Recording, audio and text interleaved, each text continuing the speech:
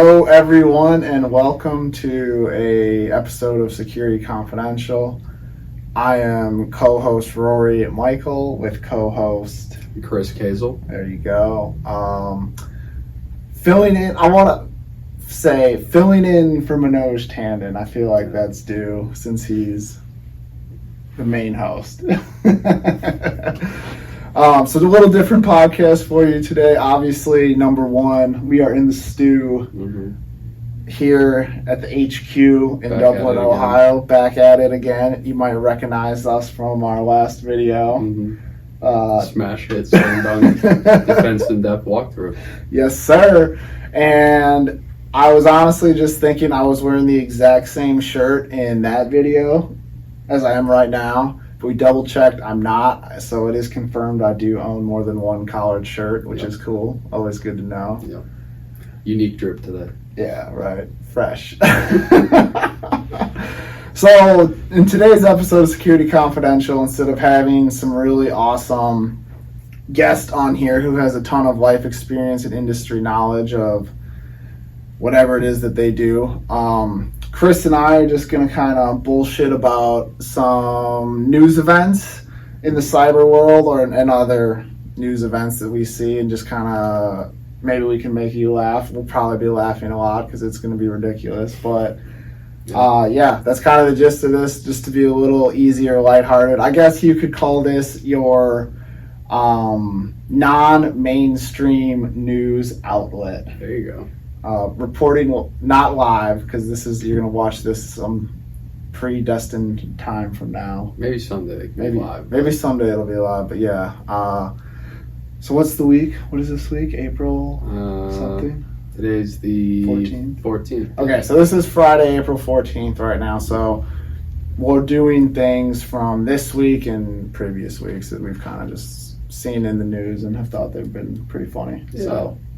What do you got for us, Chris? Well, we've got a bunch of things. We share all these articles every week about, like, security related, kinda. Some of them are a bit of a stretch, but like there's an old story from a couple weeks ago that sort of ties into a ridiculous one from this week that's in all the news. So I'll set the stage and you follow it up with how it ties in. All right, I can do that. Okay, sweet. So if you're not familiar, there's this game. It's a PC game called War Thunder.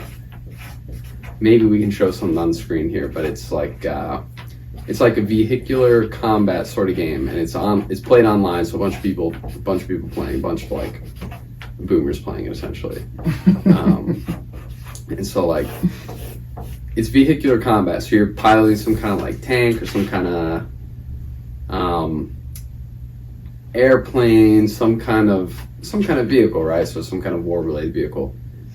And basically, a couple weeks ago, I don't know if you would have seen this in the news or not, but there's people from like China and Scandinavia, people from Eastern Europe, the Slavic regions. They're all talking about like, this vehicle doesn't do enough damage, and I know because I worked on one when I was in the armed forces, yada yada. So they're absolutely insane. So they're like, all these old guys are. I assume they're older gentlemen just from the way that I've seen them write on the forums, but they might not all be older folks, but they might just be foreign. Yeah, they might just be foreign, so not speak the best English. But they're basically like arguing that my tank from Ukraine or something like this doesn't do enough damage. And they're taking all these classified government documents, like confidential schematics of tanks and planes, yada yada. They're taking them, they're posting them on the thing and being like, the shell comes out of the I don't even know what the term is for like the turret on the main gun. Yeah. The shell comes out of the main gun at so and so meters per second, and basically they're arguing on the forums about buffs for their vehicles so that they can win this game and that's more realistic.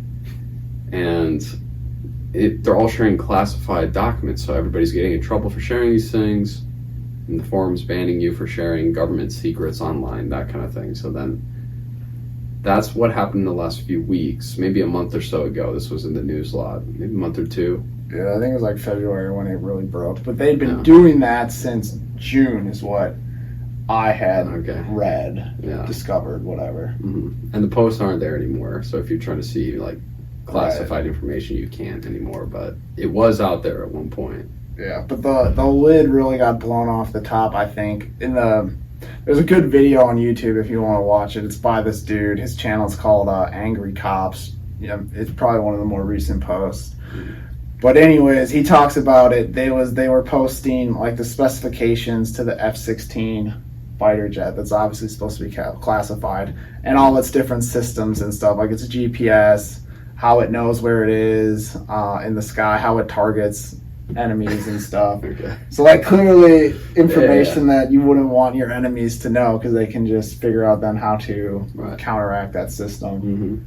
But they're posting stuff like that to prove their point that this jet doesn't fire according to how it's actually made. So that they can win in War Thunder. But then how does that bring us into today? Well, now in today, so this week, if you've been paying attention to the news at all, I'm sure will have seen all the hype around these leaked documents from the CIA, different government agencies pertaining to like the war in Ukraine,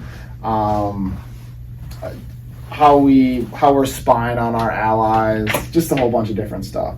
And the whole gist of it is that these documents were posted on an online server in a Discord, very similar to what was going on with these other classified documents in War Thunder. Right. So this has been obviously a problem going on for months now, 8 or 9 months, to where clearly there's some drop in government ability to control the data. Control their data, control who has access to their documents and what's going on with it, and who's posting it where, and for what reasons. And the most recent leaker, it just today or last night, whatever, they caught him. Not that really matters. What really does matter, though, is the information that was in all these documents.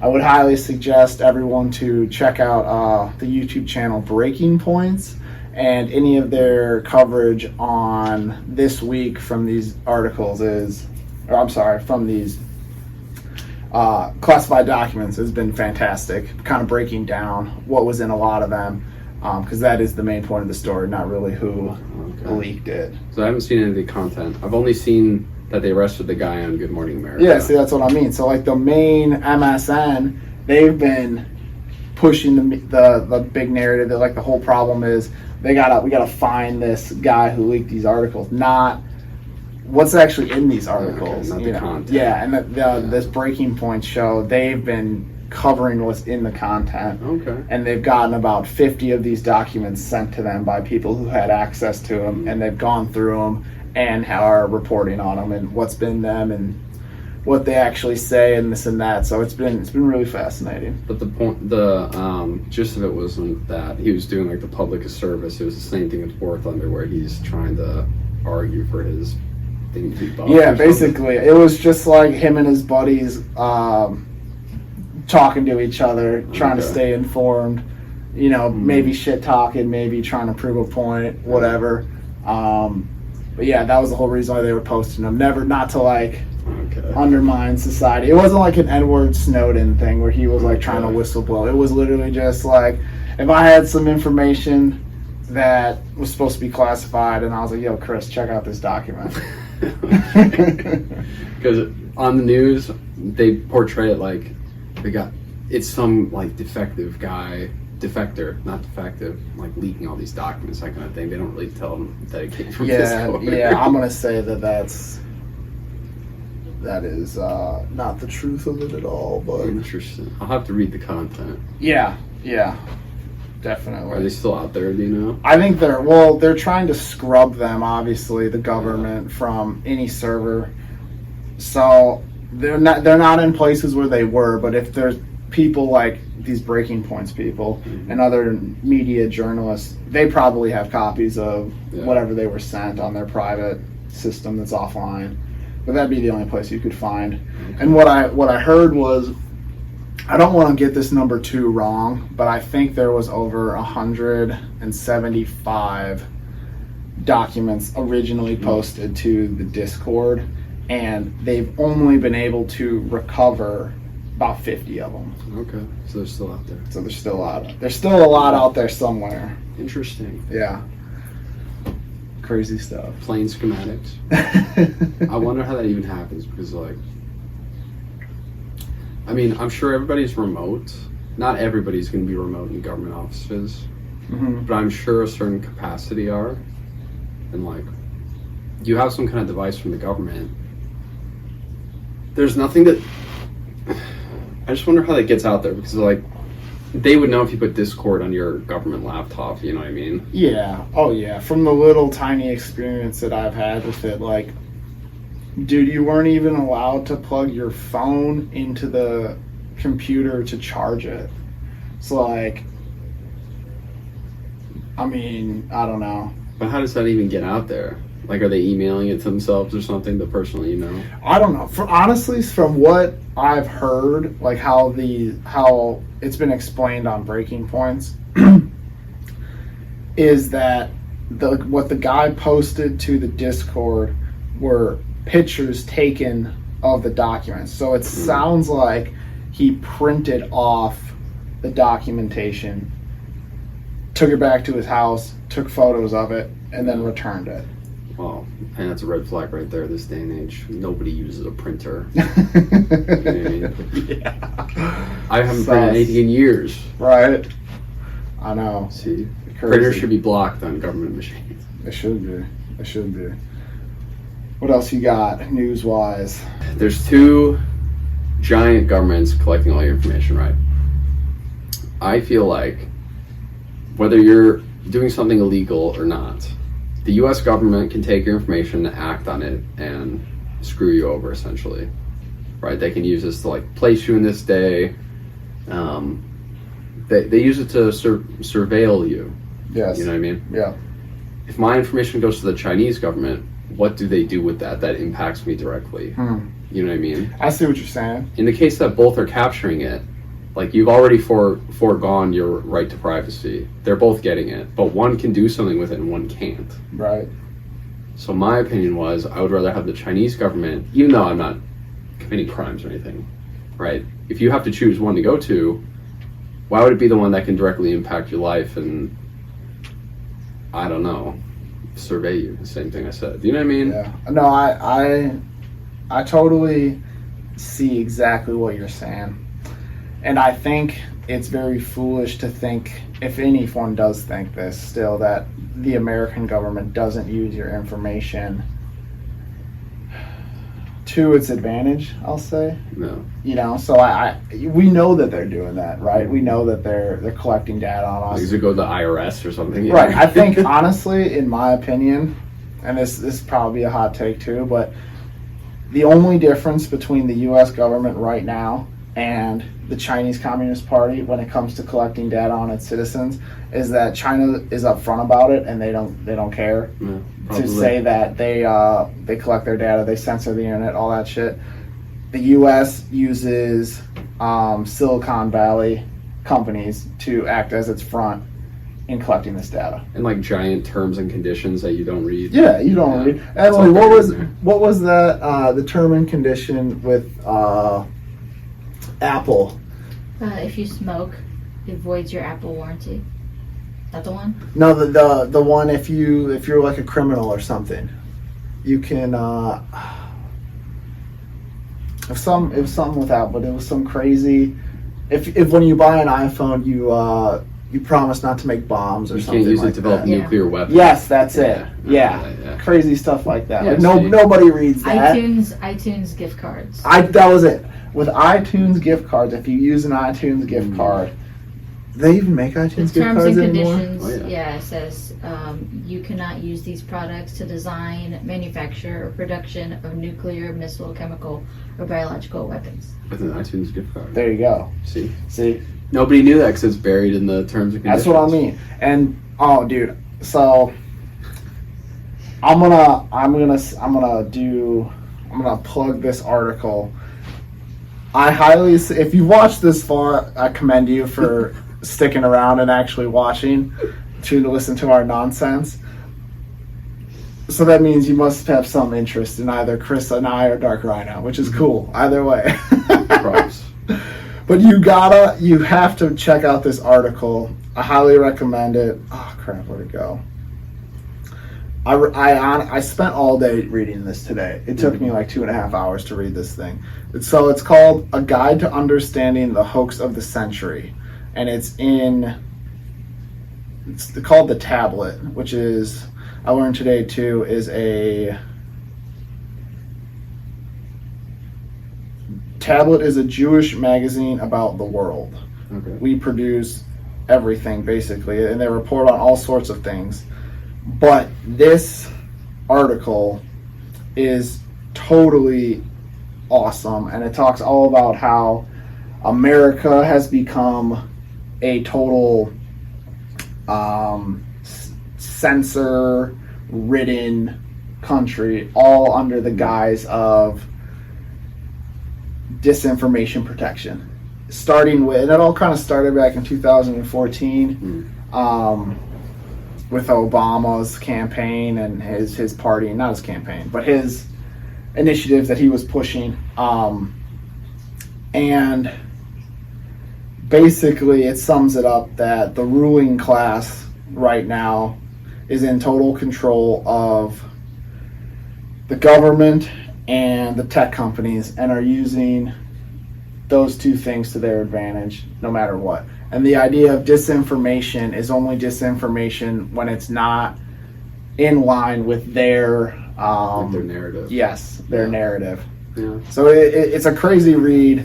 It's pretty long, but what I do like about it is that everything is cited from a source. Okay. All his information, all his take. This isn't like an opinion piece. This is a sourced information. Okay. It's not an editorial. No, it's not an editorial at all. I'm not going to say that it's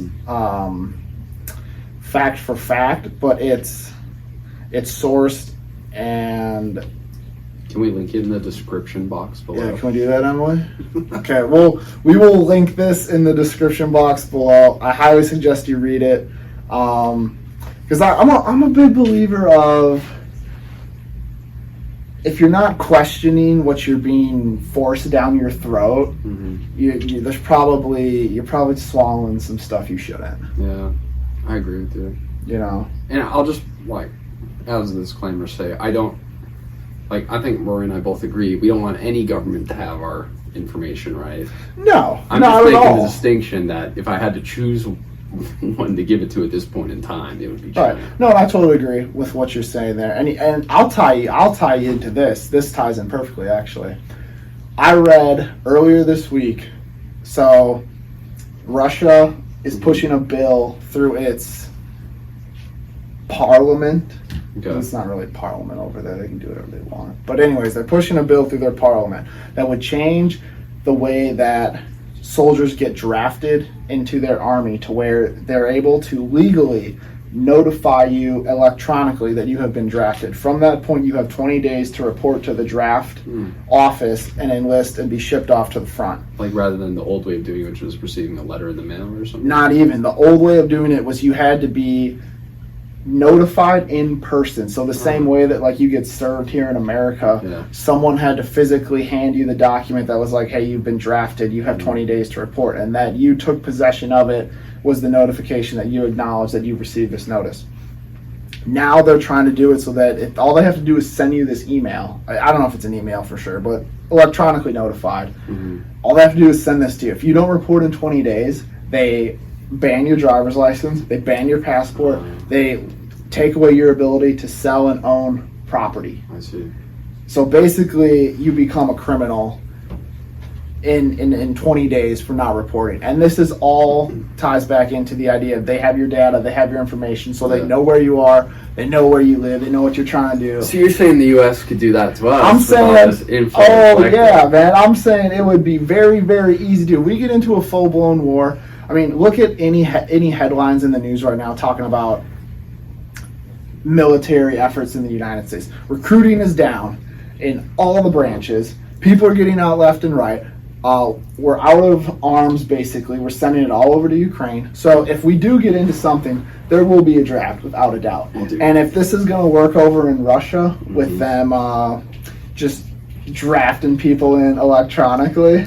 Well, that'd be bad, actually, because if I got my draft notice from my spam email... That's what I mean. So that's what I mean. And then they have all this information already, right? So they have all the information that pertains to who you are, where you are, your credit, you're this, you're that. So your ability to take out a loan would be gone. Your ability to sell your house would be gone. Your ability to drive legally will be gone.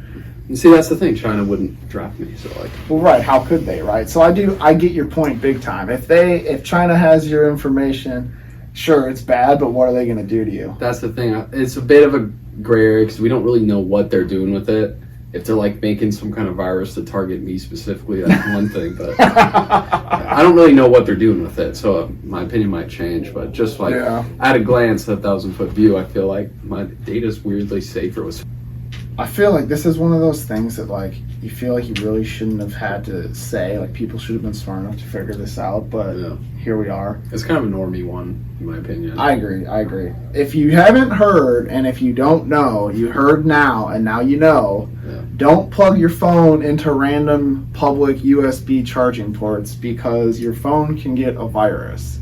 Shocker. Yeah, they're talking about like straight, going in dry to the like USB port rather than going through your like two-prong in the US charger to an actual outlet, which makes sense. But yeah, I guess I don't know enough about iPhones, but I know when I plug I have my first iPhone right now. I had Androids for like the last 10 years. But when I plug it into my computer, it says on my computer, do I want to allow the iPhone to access the computer? Yeah. You know what I'm talking about? Yeah, I do. Is the reverse true when you plug your iPhone into a PC? See, I think it would be. And I think if you did it right, you could set up a public charging port to where you would be able to grab every phone's information that got plugged in like that. Yeah, but what I don't get is like it asks you if you want to allow the iPhone to access your PC. On the phone. Shouldn't it give you a prompt like, do you want this to allow this PC to interact with your phone? I think ideally you would think that's how it works. I don't know for sure. Yeah. But I would assume that it knows that it's your phone and your PC. So they're both signed in as your iCloud. That would be what I would think. Okay. But I would, the caveat here I think would be if you took like your phone right now and you plugged it into Emily's laptop, MacBook, right? Yeah. What it would do. Then we would know for sure. Yeah, because it's just odd to me because you get prompted on the PC, do you want to allow access, but you don't receive some kind of thing on the phone like, do you want to allow this thing to install a bunch of malware on your iPhone? Right. I would assume that there would be a prompt there. I know, sorry to get into this, but I know Mac OS is like a Unix-based system. It has permissions on what you can and can't do as a regular user. I would assume the phone would work that same way. Right. And you would need to be like an root or an administrator to install stuff on the iPhone. I don't understand how just plugging it in could make it work. And again, I'm not an expert on the iPhones. I have very little knowledge on them, but it just is weird to me that there's no check. Like, do you want to allow this PC to interface with your device? It should have some kind of prompt. It should be a two-way street. Yeah. It doesn't make any sense. I don't know that much about them, but something we could test. We have to test the Riot Games client too to see what information is being sent to China. Right. So. All right. Well, we can add that to the docket, and that'll be coming out soon for you people. We can post that. We're gonna. Yeah, we should send that. Next week we can test it. Test the Riot Games thing and. What permissions does a PC have when you plug an iPhone into it? Yeah. Yeah. Rather than the flip-flop. Yeah. Reverse. Because one way's safe, but the other one, it doesn't make sense to me that it wouldn't be protected. Right. And if it's not protected, then for sure people would have the capability to take everything that's on your phone the second you plug it into a public charging station. Yeah. And then that opens the thing, like if you steal somebody's iPhone, it's pretty much impossible at this point in time to get into their account, right? Unless you know the code. Right. But if all you have to do is plug into a PC and there's something out there that basically unlocks it in that capacity, you're just right. Because if you plug your phone in, you steal someone's phone, you plug it into what the phone thinks is a charging station, but really it can gather the information. Yeah. You know what I mean? It's really just a PC that you're plugging into at that point. Right. Okay. Well, we'll keep you posted on that one. Yeah. Anything else? I think that's about all I have off the dome. Yeah, I can't think of anything too crazy either. Stew's done cooking, I think. Yeah, I think the stew's been marinating long enough, and we are ready to hop out the pot. Yep. All right. Thank you for tuning in to this episode of Security Confidential. If you like more clips, or if you like this clip and you want to see more like this, let us know in the comments. If you hated this clip and you think Chris and I need to stop doing podcasts, let us know in the comments. Yeah. Either way, write something. All right. Thanks. See ya. Bye.